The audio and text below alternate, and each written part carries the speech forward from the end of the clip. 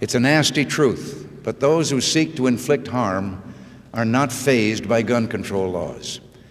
I happen to know this from personal experience.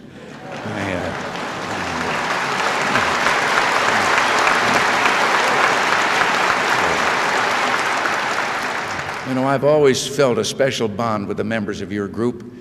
You live by Lincoln's words. Important principles may and must be inflexible.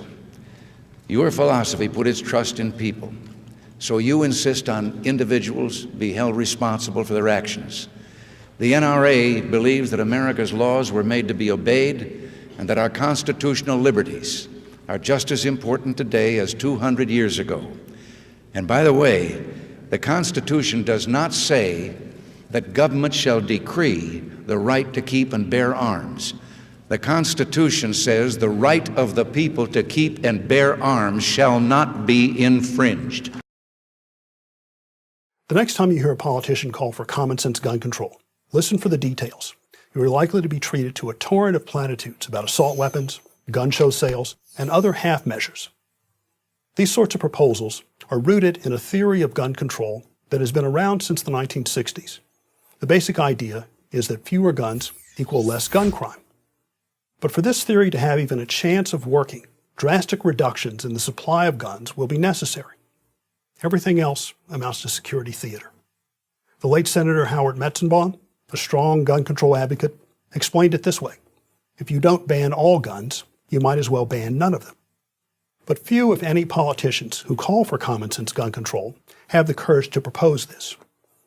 Even putting aside the issue of the Second Amendment to the Constitution, which affirms the right to keep and bear arms, a gun ban has no broad popular support. Never mind the conservative states. Handgun ban referendums failed by large margins in two of our most liberal states, Massachusetts in 1976 and California in 1982. No serious attempts have been made since then. Recently, Australia's gun control efforts have gained new prominence as a possible model for the United States to follow. Let's take a closer look at Australia.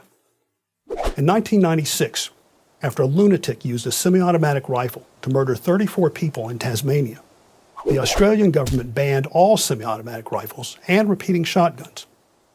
Owners of roughly 700,000 registered firearms, about a quarter of the country's 3 million total guns, were required to turn them in for destruction. The government called this a buyback, but in fact no one had a choice. As my research shows, this model will not work in the United States for the simple reason that the U.S. has roughly 325 million guns. This is orders of magnitude more than any other country. Even if the Australian plan were tried in the U.S. and worked to perfection, we'd still be left with over 200 million guns, including handguns, which account for nearly 80% of gun crime. But gun confiscation has never worked to perfection, and sometimes threatens to make things worse.